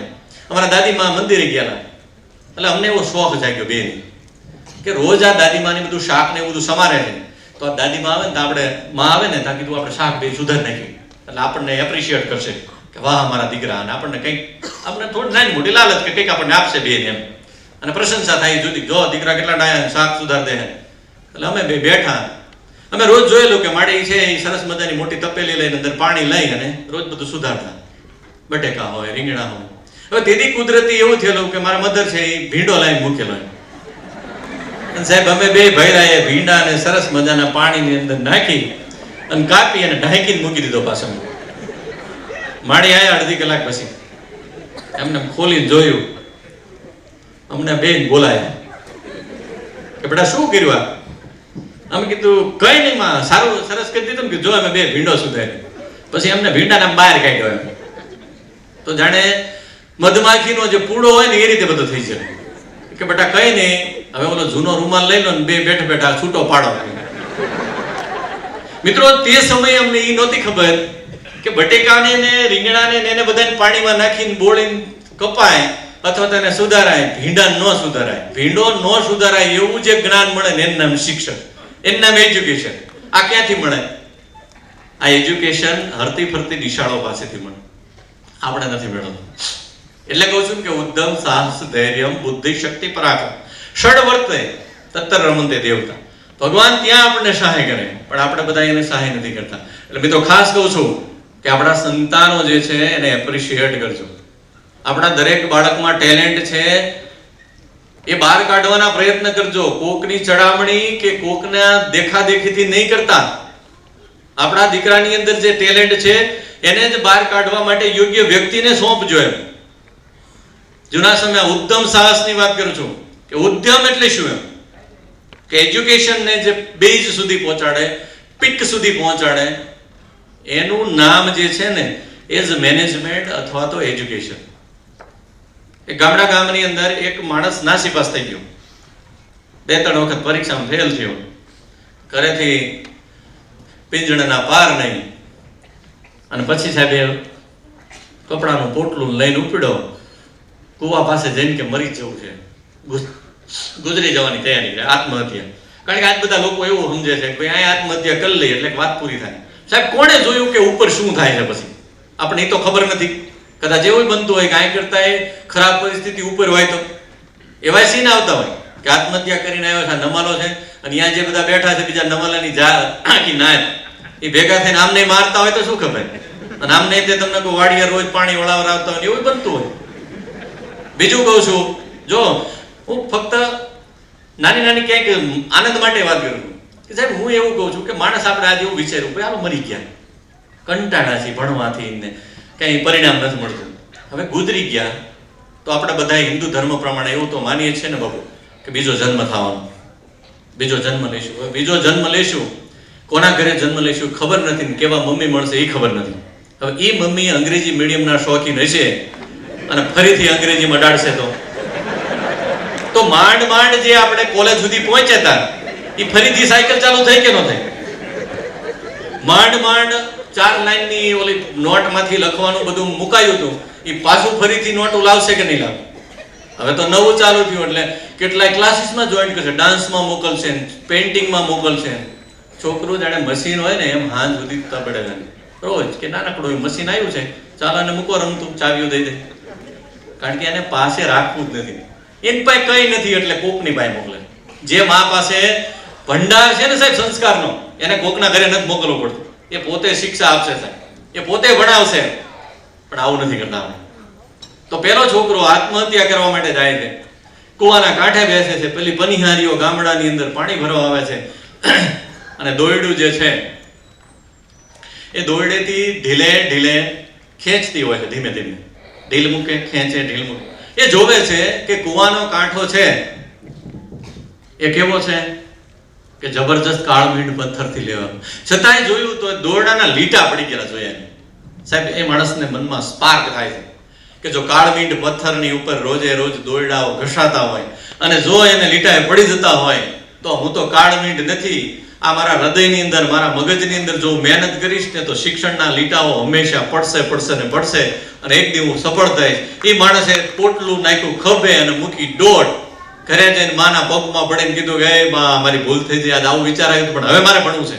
અને એ માણસ એ સિદ્ધાંત કૌમુદી અને ઘણા બધા સંસ્કૃતના કાવ્યો લખ્યા, અને બીજી કોઈને પણ વરદાયન કરીને એક સંસ્કૃતનો મહાન વિદ્વાન થઈ ગયા છે. જે માણસ મૃત્યુ નજીક જતો રહ્યો હતો, આ ઉદ્યમ, આને ઉદ્યમ કહેવાય. આવા ઉદ્યમ જે કરે ને એ જીવનની અંદર કાંઈ કરી શકે. એટલે ઉદ્યમ, સાહસ, ધૈર્ય વધારે ખેંચતો નથી, નકર મને મજા આવે ટાટો પડશે એટલે. પણ હવે બધા કંટાળાય છે, ઘણા બધા પાછળ જોકાય ખાતા છે. મિત્રો, સુરતના જે મિત્રો છે, એક સસલાની વાર્તા કહી અને મારી વાતને પછી પૂરી કરું એમ કે જીવનની અંદર જ્યારે તમારે આગળ વધવું હોય ત્યારે તાકાત લગાડવી પડે. હરિવંશરાય બચ્ચનની એક સુંદર મજાની રૂબાઈ છે. આ જે વિદ્યાર્થીઓ છે એમને કહું છું કે હરિવંશરાય બચ્ચને મધુશાલા નામની એક સરસ મજાની કવિતા લખી છે. એની રૂબાઈ છે કે મદિરા લઈ જાને કો ઘર સે નિકલતા હૈ પીને વાલા, मदिरा ले जाने को घर से निकलता है पीने वाला, किस पथ से मैं चला जाऊं वो असमंजस में भोला भाला, सब अपनी अपनी राह बतलाते पर मैं ये बतलाता हूँ एक राह तू चल चला चल, तुझे मिल जाएगी मधुशाला, तुझे मिल जाएगी मधुशाला. मित्रों શું કહે છે હરિવંશરાય બચ્ચન કે મદિરા લઈ જાને કો ઘર से निकलता है पीने वाला. મદિરા લઈ એટલે હું હંમેશા એવું કરું, અમારે પોતાના તર્ક લડાયા છે, હું હંમેશા એવું બોલું છું કે હું જે બોલું છું એ શબ્દ માટે જવાબદાર હું છું, પણ તમે જે સમજો એના માટે જવાબદાર તમે છો. મારા શબ્દો માટે હું જવાબદાર છું, તમે શું સમજો છો એના માટે જવાબદાર તમે છો. તો મદિરા એટલે ડેસ્ટિનેશન. આજ કોઈ પણ યુવાન છે, કોઈ મેડિકલનો સ્ટુડન્ટ છે, તો એનું ડેસ્ટિનેશન શું છે કે સારામાં સારો ડોક્ટર બનવું, ઉચ્ચ અભ્યાસ કરવો. એમ વિદ્યાર્થીની સફળતા ઇટ્સ મદિરાલય ડેસ્ટિનેશન. તો કોઈ દારૂનો પ્યાસી માણસ છે, એને દારૂની લત હોય અને એને નશો લેવા માટે કેટલો તલપાપડ હોય. મદિરા લઈ જાને કો ઘર સે નિકલતા હે પીને વાળો. પીવા વાળો મદિરા લઈ જવા માટે નીકળે તો આપણે બધાને ખબર હોય ડિપાર્ટમેન્ટ બેઠું છે એટલે કે ક્યાંય કેટલા કેટલા સ્ટેન્ડ ચાલે છે. મદિરા લઈ જાને કો ઘર સે નિકલતા હે પીને વાળો. હવે એને મનમાં શું, કિસ્મત સે મેં ચલા જાઉં અસમંજસ મેં બોલા બાદ. કઈ બાજુથી જાઉં ને એ બચારો મૂંઝાતો હોય કે અહીંથી જઈશ તો વડીલ બેઠા છે કાન પર મેં ખૂણે જ દે, અહીંથી જાઉં તો ઓલા જોઈ જશે, અસમંજસ હોય. કિસ્મત સે મેં ચલા જાઉં વો અસમંજસ મેં બોલા બાલા. હવે સબ અપની અપની રાહ બદલા લે. મિત્રો એને પૂછે કે કાલ તું લઈ આવ્યો તો ક્યાં રસ્તે ગયો તો? સબ અપની અપની. તો કોક કે તમ તાર ઘર બજાર માં જ જાને, તો બધાની વચ્ચે નીકળશે એટલે કોઈનું એમ નહીં પડે. કોક એવું ન કરે, હા જોડાનો જાન ભલામણ. સબ અપની અપની રાહ બદલા દે. पर कवि कह है कि पर मैं ये बतलाता हूं एक राह तू चल चला चल तुझे मिल जाएगी मधुशाला, तुझे मिल जाएगी मधुशाला. जीवन ની અંદર એક પંથ પકડો તો કોઈ દિવસ વાંધો આવતો નથી. એક પંથને પકડી રાખજો. સુરત વાળા મિત્રોને સંબોધીને ખાલી એટલું કહું છું કે આ જે સદકાર્ય તમે કરી રહ્યા છો એના માટે પ્રમુખ શ્રી કે કોઈના નામ નથી લેતો એટલા માટે કે સાહેબ બહુ અઘરું છે, બહુ અઘરું છે. અને પછી એની પીડાઓ એમને ખબર હોય, કારણ કે મને કેટલી જગ્યાએ ડાઘા પડી ગયા છે, કેટલી જગ્યાએ દુખે છે, સમજ્યા? કારણ કે ઈર્ષા ને દ્વેષ ને કોઈ કલ્પના જ નથી સાહેબ. તો મિત્રો કોઈના નામ નથી ઉલ્લેખ કરતો, પણ જેને જેને આ કર્યું છે એના માટે એક મનહર ઉદાસ છે કે એક સરસ મજાની ગઝલ ગાયેલી કે થાય સરખામણી તો ઉતરતા છીએ. મને આખી નથી આવડતી પણ થોડીક કંઈક એવું છે કે થાય સરખામણી તો ઉતરતા છીએ, તેમ છતાં આબરૂને બચાવી લીધી. હેમના મહેલને રોશની કરવા. હેમનો મહેલ તો સાહેબ સોનાનો મહેલ હતો તો ઝૂંપડી અમારી જલાવી દીધી. સાહેબ કોકનો સુંદર મજાનો મહેલને શણગારવા માટે થઈ અને પોતાની ઝૂંપડીઓ હળગાવી છે. સમયને શક્તિ છે ને એ બહુ જ મોટી છે. પછી શું છે, કોઈ અમોને નડા, ઘણા બધા નડવા વાળા હોય, કોઈ અમોને નડા તો અમે ઊભા રહી ગયા, પણ અમે કોઈને ના નડ્યા. ન પહોંચી શક્યા અમારી મંજિલે વાટ કિંતુ. શું કે છે કે ન પહોંચી શક્યા અમે મંજિલે વાટ કિંતુ અમોને બતાવી દીધી. બીજાને વાટ બતાવી દીધી છે, પોતે કદાચ મંજિલે પહોંચ્યા કે ન પહોંચ્યા. એવા બધા મિત્રોને અહીંયા ચરણોની અંદર ખરેખર સેલ્યુટ કરું છું, વંદન કરું છું. અને મિત્રો ખૂબ ખૂબ આ કાર્યક્રમ માટે શુભકામનાઓ. કેટલું મળ્યું હું જાણતો નથી, મેં મારા તરફથી પીરસવાના પ્રયત્નો કર્યા છે, બરોબર. કોઈ પણ પથ્થર હોય ને તો એની અંદર પ્રેમ રેડો ને તો એ મૂર્તિ બની જાય છે. એ મૂર્તિની અંદરથી પણ આપણે તાકાતથી આગળ વધી શકાય. માં ભગવતીને ફરીવાર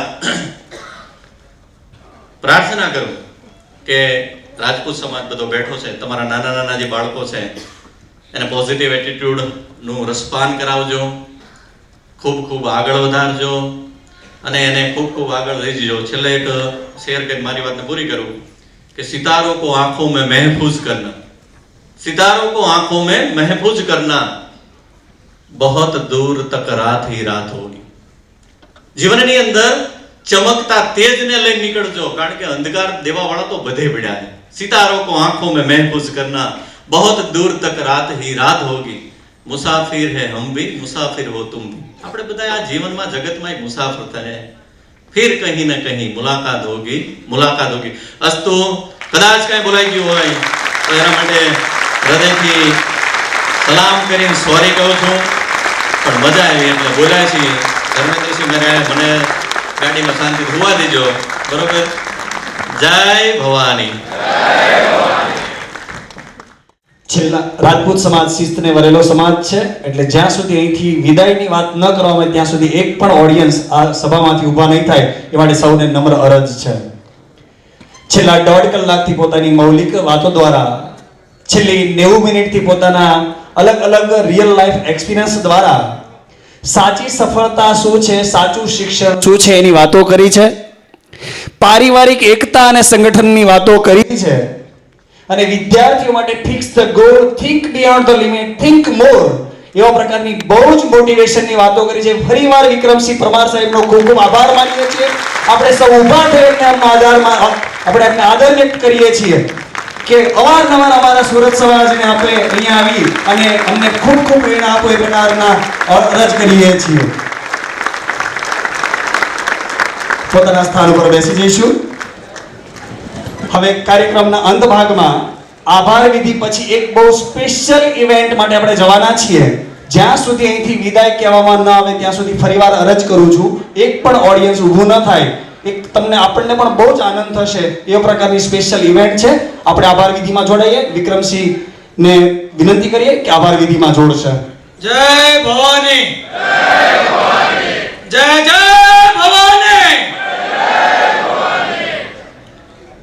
માં સરસ્વતી અને માં ભવાનીના આશીર્વાદથી આજે આ રૂડો અવસર વિદ્યાર્થી માર્ગદર્શન સેમિનારમાં છત્રી કાર્યરત પ્રગતિ મંડળ તેમજ જીઆરસી પરિવાર આયોજિત આ કાર્યક્રમમાં ખૂબ જ વ્યસ્ત એવા આપણા ગુજરાત જીઆરસીના અધ્યક્ષ અને આજના આ કાર્યક્રમના પણ અધ્યક્ષ એવા વિક્રમસિંહજી પરમાર સાહેબે આપણા આમંત્રણને માન આપીને જે વિદ્યાર્થીઓ માટે સમય કાઢ્યો છે તે બદલ વિક્રમસિંહજી પરમાર સાહેબનો ખૂબ ખૂબ આભાર વ્યક્ત કરું છું.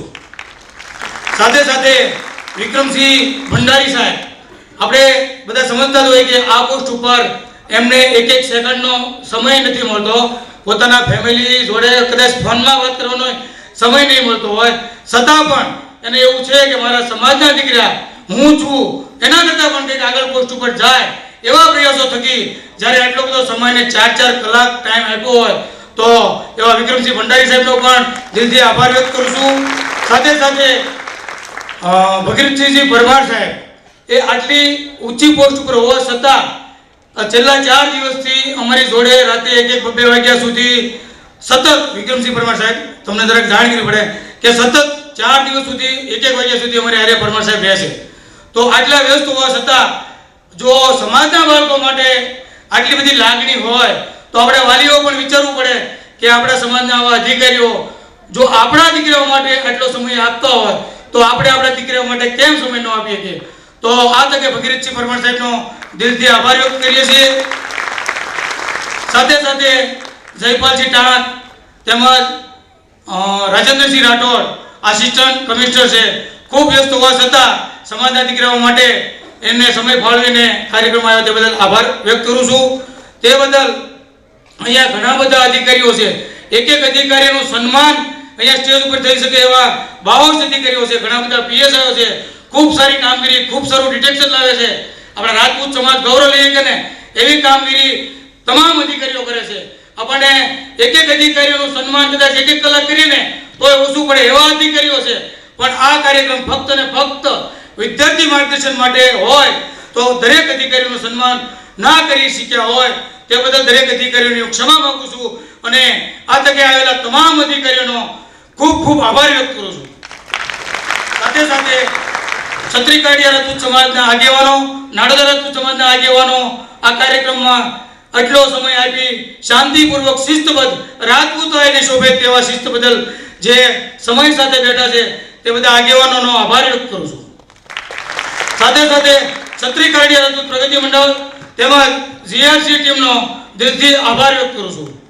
સાથે સાથે જીઆરસીના વિદ્યાર્થીઓ જે સતત બપોરના 2 વાગ્યાથી અત્યાર સુધી સતત ખાધા પીધા વગરના છે, હવે એમને જમાડવાના છે, આ બી વાત કરું. એવા વિદ્યાર્થીઓ જે સતત સમાજ માટે થઈને એટલો ટાઈમ આપ્યો છે તેમનો પણ આભાર વ્યક્ત કરું છું. સાથે સાથે ભગીરથસિંહ રાઠોડ સાહેબ આપણા જે આપણને સ્પીકર તરીકે ખૂબ સારું માહિતી આપી છે, અમને જયપાલસિંહ પરમાર સાહેબનો પણ આભાર વ્યક્ત કરું છું. સાથે સાથે સુરત રાજપૂત કર્મચારી સંઘ પૂરી નિષ્ઠાથી એટલી બધી કામગીરી પોતાના જ્યાં સેક્શનમાં છે ત્યાં કરે છે અને સમાજ ગૌરવ લેવા કામ કરે છે. એવો આપણે ગૌરવ લઈએ કે આપણા સમાજનો કોઈ પણ દીકરો કોઈ પણ પોસ્ટમાં હોય નિષ્ઠાથી કામ કરે છે અને ગૌરવપૂર્વક કામ કરે, કોઈ દાગ લાગવા નથી દેતો. તો એ કર્મચારીઓનો પણ દિલથી આભાર વ્યક્ત કરું છું. સાથે સાથે આ કાર્યક્રમમાં જે કોઈ સરદાર સ્મૃતિ ભવનના કર્મચારીઓ છે આપણને હેલ્પફુલ થયા તે દરેક કર્મચારીનો પણ દિલથી આભાર વ્યક્ત કરીને આ સાથે વિરમું છું. જય જય ભવાની, જય જય ભવાની.